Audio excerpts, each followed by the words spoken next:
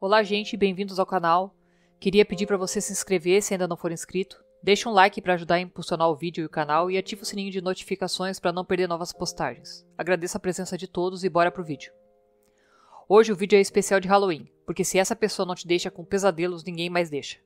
O caso Elizabeth Bathory, a Condessa Sangrenta.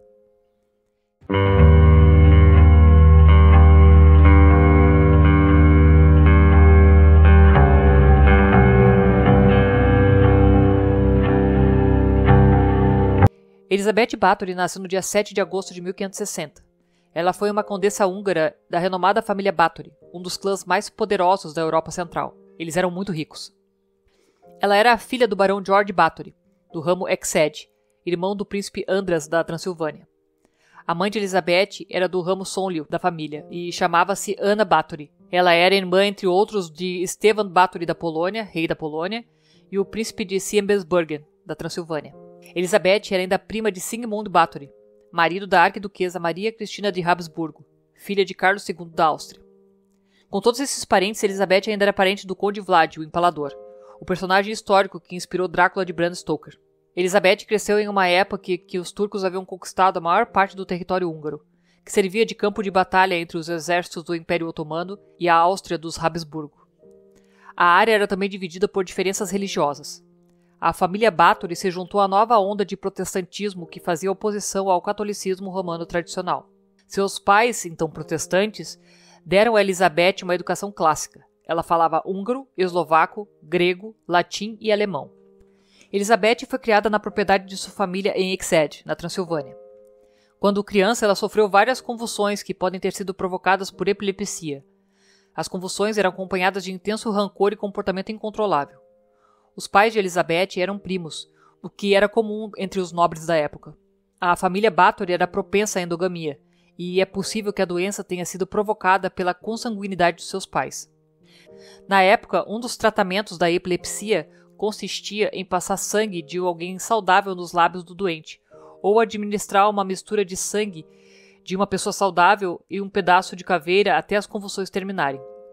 Isso levou a que se especule que as atrocidades por ela praticadas tenham sido motivadas em parte pela procura de uma cura para sua doença, mas não há provas definitivas que comprovem essa teoria. Outra teoria que tenta explicar a crueldade de Elizabeth se baseia na crueldade da sua própria família, que acabou por influenciar ela. Há várias histórias que dizem que Elizabeth assistiu a castigos brutais impostos por sua família, como um homem acusado de roubo ser costurado ao estômago de um cavalo. Segundo a história, ela gargalhou ao ver a cena. Também existe o boato de que a família lhe ensinou rituais satânicos e bruxaria. Parece muito um jeito de tentar explicar os crimes que ela viria a cometer quando mais velha, mas com certeza uma criança criada na Idade Média veria uma infinidade de violência. Como a Elizabeth era uma nobre, a violência que ela via era contra outras pessoas, não contra a própria família. Até porque naquela época os criados eram propriedades dos nobres, legalmente falando. Vaidosa e bela, aos 10 anos de idade, Elizabeth ficou noiva do conde Ferenc Nászady, um adolescente de 15 anos, filho de outra poderosa família húngara, passando a viver no castelo dos Nászady, em Szarvár, para começar a aprender e administrar as propriedades da família. Aos 14 anos, ela engravidou de um camponês. Quando sua condição se tornou visível, ela ficou escondida até a chegada do bebê. A criança seria uma menina chamada Anastácia, dada então a um casal de camponeses, ao que se supõe pagos pela família Bathory para que fugissem do reino com a bastarda, tudo feito por baixo dos panos. Em 1571, seu tio, Stefan Bathory, tornou-se o príncipe da Transilvânia e mais tarde, na mesma década, ascendeu ao trono da Polônia. Foi um dos regentes mais competentes de sua época, embora seus planos para a unificação da Europa contra os turcos tivessem fracassado em virtude dos esforços necessários para combater o czar Ivan, o Terrível, que cobiçava seu território. O casamento com Ferenc ocorreu no dia 8 de maio de 1575, diante de 4.500 convidados. A festa extravagante durou 3 dias. Nászady deu ao castelo mais íngreme da Hungria como presente de casamento a Elizabeth, o castelo Szeged, aonde ela viria morar. Uma vez que a posição social de Elizabeth era mais elevada do que a do marido, ela recusou mudar o seu sobrenome e acabou por ser Ferenc a ficar com o sobrenome da mulher. Quando o casal se casou, Elizabeth tinha 15 anos e Ferenc tinha 19. Agora eles eram um casal incrivelmente rico e de elevado status social, mas eles mal se viam. Isso fez com que eles demorassem cerca de 10 anos para ter o primeiro filho, o que não era comum para os padrões da época. Em 1578, o Conde Ferenc tornou-se o comandante-chefe do exército húngaro e liderou-o na guerra contra os otomanos, o que levou ele a se assentar de casa por longos períodos. Nesse meio tempo, Elizabeth perambulava por seus muitos castelos a fim de supervisionar seus domínios e manter a contabilidade em ordem. Ela mandava certas cartas respeitosas ao esposo, com apenas um ou outro lampejo de sua personalidade mantida sob controle. Foi a partir daí que suas tendências sádicas começaram a se revelar, com o disciplinamento de um grande contingente de empregados, principalmente mulheres jovens. Naquela época, o comportamento cruel e arbitrário dos nobres com os criados era comum. Contudo, o nível de crueldade de Elizabeth era notório. Ela não apenas punia os que infringiam os seus regulamentos, como também encontrava todas as desculpas para infligir castigos, se deleitando na tortura e na morte de suas vítimas. Espetava alfinetes em vários pontos sensíveis do corpo das suas vítimas, como por exemplo sobre as unhas ou os mamilos. No inverno, ela executava suas vítimas fazendo com que se despissem e andassem pela neve, despejando água gelada nelas até morrerem congeladas. Quando se encontrava no castelo, o marido de Bathory juntava-se a ela nesse tipo de comportamento sádico. Ele até ensinou algumas modalidades de punição. O despimento de uma mulher e o cobrimento do corpo com mel, deixando à mercê de insetos, por exemplo. A invasão otomana aconteceu em 1591, o início do que foi chamado de Guerra de 13 Anos ou Grande Guerra. E Nasdaq partiu novamente para o conflito mais feroz e sangrento. Ele amava a guerra e a batalha, e ganhou o nome de Cavaleiro Negro da Hungria, em virtude de sua reputação cruel e cada vez mais desumana. Ele se certificava de aprender todos os piores castigos turcos de seus inimigos antes de matá-los. E se estivesse de bom humor, ele o decapitava e se divertia arremessando suas cabeças decapitadas. Então ele voltava para sua esposa com sede e sangue, com o grito de seus inimigos em sua cabeça. Então, embora não se vissem muito na época, eles criaram um interesse comum, bastante específico, com o qual eles passavam o tempo, torturar jovens criadas. Quando estavam separados, eles se incentivavam mutuamente para cometerem crueldade, onde eles estivessem. Nasdaq ensinou a esposa a enrolar um pedaço de papel oleado, colocar entre os dedos dos pés de uma criada desobediente e em seguida incendiar o papel. Uma brincadeira divertida que ele chamava de chutar estrelas. Também ele teria comprado uma luva de garras para Elizabeth, que ela usava para cortar a carne de seus criados. Ou seja, o Cavaleiro Negro foi uma fonte de inspiração para a jovem sociopata Elizabeth, mas ele não era o único. Em 1601, uma misteriosa mulher chamada de Ana d'Arvolha se hospedou no castelo para fazer companhia a Elizabeth. Os moradores locais a descreviam como um animal selvagem em forma de mulher. E lógico, ela ganhou a reputação de bruxa. Dizem que depois que a Ana chegou ao castelo, a personalidade da Elizabeth começou a mudar, ela ficou mais cruel. Se Nasdaq a ensinou a torturar, d'Arvolha a ensinou a matar. Muitos afirmavam que d'Arvolha teria sido uma sábia e temida ocultista, alquimista e talvez praticante de rituais de magia negra, que teria incutido na própria Elizabeth, de quem se diz ter sido amante. Existe o boato de que a Elizabeth era bissexual. De vez em quando, criadas morriam nas propriedades dos Nasdaq de Bathory, mas não valia a pena levantar uma sobrancelha por isso, até porque a guerra estava drenando a riqueza húngara, e a família real se viu endividada, apesar de ter sido muito rica. Porém, Elizabeth nunca passou por problemas financeiros durante a guerra, pois seu esposo, o Nasdaq, enviava frequentemente tesouros otomanos para ela. Eles estavam enriquecendo graças aos espólios de guerra adquiridos por Nasdaq. Na verdade, eles ficaram tão ricos que começaram a emprestar dinheiro para o rei. E só assim a Hungria continuou na guerra. Até mesmo aos olhos da classe dominante, essas jovens camponesas eram totalmente descartáveis. Houve uma revolta antifeudalista fracassada, que deu origem a um código legal húngaro chamado de Tripartitium, resultando na diminuição dos direitos dos camponeses e servos a quase nada, enquanto que a proteção dos nobres aumentou. Ou seja, a Elizabeth não estava apenas protegida pela lei, ela estava acima da lei.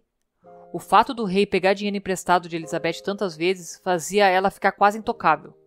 O rei tinha uma dívida praticamente impagável com a família Nasdaq de Bathory. Escondida em seu castelo rochoso, ela podia fazer o que quisesse. As suspeitas dos pastores locais aumentaram conforme a Elizabeth continuava executando ritos funerários para suas criadas que morriam de cólera ou causas desconhecidas e misteriosas. Em dado momento, ela pediu para que os pastores abençoassem um caixão de grandes dimensões, mas eles se negaram quando ouviram rumores que o caixão continha 3 corpos de criadas de Elizabeth. Depois de tantos corpos, os pastores ameaçaram desenterrar os corpos para verificar se as criadas estavam mesmo morrendo de cólera, ou se encontrariam outras marcas em seus corpos.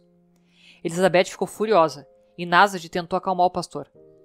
Mas o marido não poderia proteger Elizabeth para sempre. O conde Ferenc Nasdaq adoeceu e morreu em 1604, e Elizabeth mudou-se para Viena após o seu enterro. Passou também algum tempo em suas outras propriedades, localizadas onde hoje é a Eslováquia. Esses foram os cenários de seus atos mais famosos e depravados. Elizabeth, ao longo de sua carreira sanguinária, contou também com a ajuda de 4 fiéis cúmplices. Janus, também apelidado de Fixo, um jovem demente mental que ajudava no ocultamento dos cadáveres e no funcionamento dos instrumentos de tortura. Ilona Jó, ama dos filhos de Elizabeth e enfermeira do castelo. Doroteia Sentus, ou Dorca, uma velha governanta. E Katalin Bernexe, uma jovem lavadeira acolhida pela condessa e a mais benevolente entre eles. Ela tentava roubar comida para as garotas espancadas e foi espancada quando se recusou a participar das torturas. Geralmente a tortura começava com algum erro da criada. Alguém que perdeu um ponto no crochê, fazendo a condessa se virar para ela com o rosnado. Elizabeth iniciava o suplício batendo, chutando ou sufocando a criada, mas acabava se aprofundando, elaborando algum castigo inimaginativo para satisfazer sua sede de sangue. Por exemplo, se errasse um ponto no crochê, era torturada com agulha. Já uma menina que roubou uma moeda foi marcada com a mesma moeda. As torturas eram acompanhadas de jogos mentais. Ela enfiava alfinetes embaixo das unhas das criadas e dizia que, se estava machucando, ela podia arrancar. Quando elas tiravam, Elizabeth cortava seus dedos fora. Ela tinha o hábito de desnudar suas criadas antes de espancá-las, e uma vez ela arrancou um pedaço do rosto de uma criada com uma mordida, quando ela estava muito doente para sair da cama. Esse era só o início da tortura. Se parasse por aí, elas estavam no lucro, mas raramente Elizabeth se contentava com alfinetes e dedos cortados. Não importava em qual castelo a condessa estivesse hospedada, ela sempre tinha à disposição uma câmara de tortura para brincar, e as brutalidades cometidas por ela são assustadoras. O esquadrão de tortura poderia queimar garotas com ferros em brasa ou espancá-las até seus corpos explodirem. Uma vez, Elizabeth colocou os dedos dentro da boca de uma criada e a forçou até rasgar seu rosto. Havia rumores de alicates que quebravam ossos e canibalismo forçado. Os pastores que ouviam os relatos do que acontecia nos calabouços de Elizabeth ficaram horrorizados. Alguns membros do esquadrão de tortura tinham suas especialidades. Dorca gostava de cortar fora os dedos das garotas com tesoura de poda. Darvólia preferia dar 500 chicotadas. Elizabeth gostava de tudo. Em qualquer lugar que fosse, ela imediatamente procurava um local para torturar meninas, disse Ilona Jó. Um cidadão disse que ouviu de várias criadas que Elizabeth não comia nem bebia antes de ver uma tortura. Um dos maiores rumores afirmava que Elizabeth gostava de se banhar em sangue fresco das vítimas para manter sua juventude e beleza.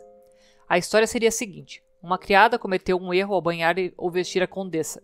Então Elizabeth esbofeteou a garota com tanta força que um pouco do sangue da empregada pingou no rosto de Elizabeth. Depois que ela limpou, ela notou que a pele estava mais rejuvenescida. A partir daí, ela teria pego o hábito de ficar imersa em banheiras de sangue de jovens virgens. Banhos secretos, sempre às 4 da manhã. Isso claramente não é verdade. Parece muito uma tentativa de tentar criar uma lenda em cima das atrocidades que ela cometia. Nenhum dos criados diz ter presenciado banhos de sangue em banheira, mas eles disseram que as câmaras de tortura sempre estavam totalmente cheias de sangue. Tanto sangue que poderia ser drenado. Como nessa época Elizabeth estava matando camponesas, nada poderia ser feito, visto que camponeses não podiam fazer acusações contra nobres. Além de tudo, os pais podiam vender seus filhos a Elizabeth, e se uma criança morresse de cólera, isso não passava de um acontecimento ruim. Haviam tantos corpos para serem enterrados que eles não podiam mais enterrar de forma adequada. As sepulturas rasas nos pátios às vezes eram violadas por animais, mas nada aconteceu a Elizabeth. Em 1609, Darvólia, sua cruel colaboradora, morreu subitamente, e Elizabeth começou a ficar sem dinheiro. Elizabeth se voltou para Erzy Mayorova, viúva de um fazendeiro local, seu inquilino. Mayorova parece ter sido responsável pelo declínio mental final de Elizabeth, ao encorajá-la a incluir algumas mulheres de estirpe nobre entre suas vítimas, as quais usaria o sangue. Em virtude de estar tendo dificuldades para regimentar mais jovens como servas, à medida que os rumores sobre as suas atividades se espalhavam pelas redondezas, e dizendo que o sangue das camponesas era mais fraco e não estava mais fazendo efeito no rejuvenescimento, ela seguiu os conselhos de mais jovem. Então Elizabeth teve a ideia de abrir uma escola de formação para jovens meninas, chamada de gineceu. O termo original em latim que significa gineceu, um aposento reservado a mulheres na Grécia. Obviamente que foi um fingimento. As taxas para ingressar nesse falso colégio proporcionaram lucro, e as garotas enviadas seriam novas vítimas dela. Ela não se importou muito, até que dezenas de garotas já estavam mortas. Só que desta vez não eram jovens camponesas, eram nobres. Quando os pais começaram a questionar sobre as suas herdeiras, a desculpa de Elizabeth colocou todos no limite. Ela alegou que não havia restado nenhuma garota, pois uma das meninas tinha tanto ciúme de suas colegas que assassinou todas e depois se matou. A essa altura, ela não convencia mais ninguém.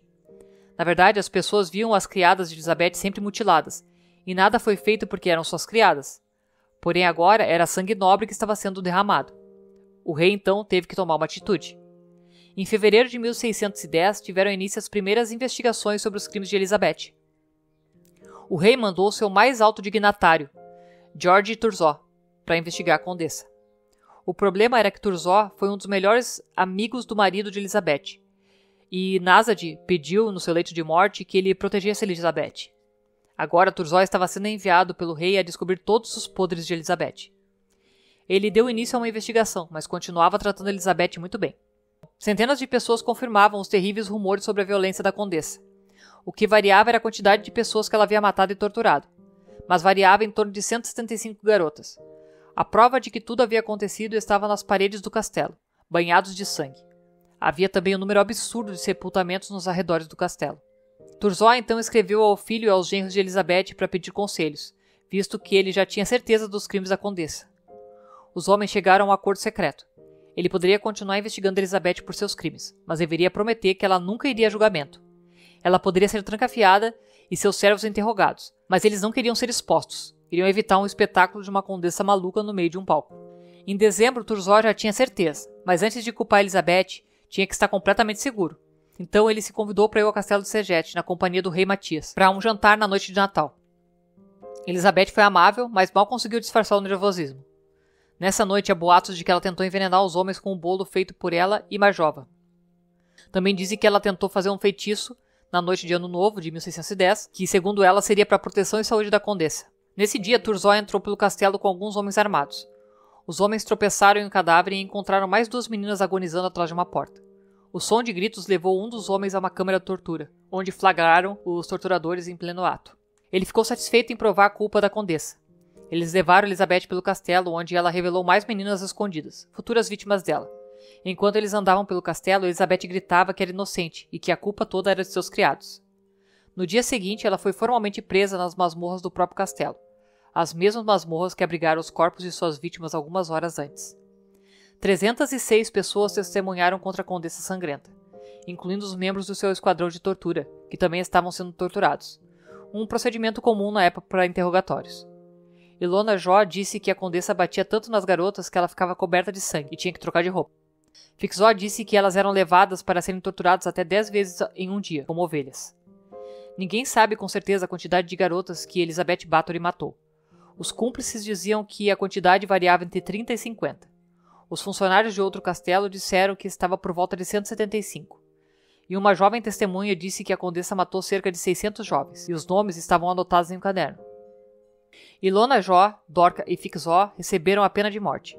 Por Ilona Jó e Dorca terem sido pessoalmente responsáveis por tantas atrocidades, elas tiveram seus dedos arrancados com pinças de ferro em brasa antes de serem executadas e jogadas em uma enorme fogueira.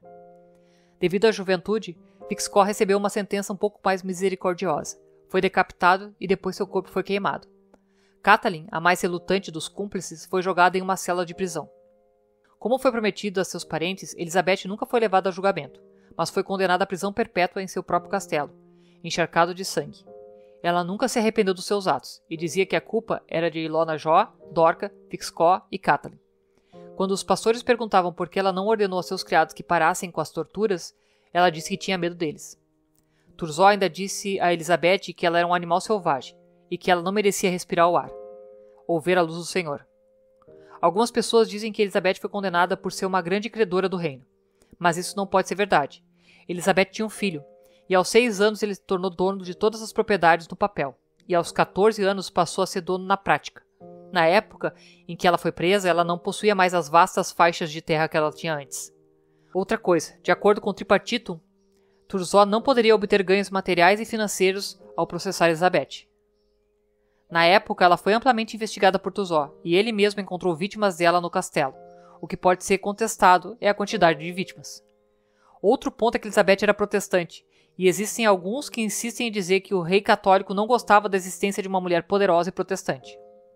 Com Elizabeth presa, Toda a documentação legal sobre o julgamento foi selada.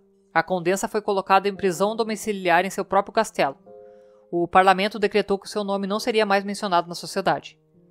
A condessa Elizabeth Bathory morreu no dia 22 de agosto de 1614, depois de reclamar que suas mãos estavam frias. A última coisa que ela fez foi deitar na cama e cantar. Ela foi enterrada em solo sagrado, mas seu corpo foi posteriormente removido, após queixas dos moradores, e levado para a cripta dos Bathory. A cripta foi aberta em 1995. Nenhum resto de Elizabeth foi encontrado. Estudando para falar desse caso, eu tive um momento de reflexão e infelizmente tenho que dizer que não houve muita mudança na moral ou consideração da vida nos anos que se passaram. Aqui, por se tratar do século XVI e XVII, nós podemos ter uma separação de nomenclatura na sociedade: criada, serva, empregada, e nobre, condessa, proprietária. Uma separação mais transparente e patente. Hoje em dia, em nossa atual sociedade, pode ser a cor da pele ou a classe social que você pertence. Se juntar a cor da pele e a classe social, pode ser impossível se salvar. Temos também algumas nacionalidades que são mais humanos do que outras, que são tratadas como animais no abatedouro e outras não. Acho que nós não evoluímos tanto quanto nós pensamos nesses últimos 500 anos. Bom, esse foi o vídeo de hoje. Feliz Halloween para vocês e até a próxima.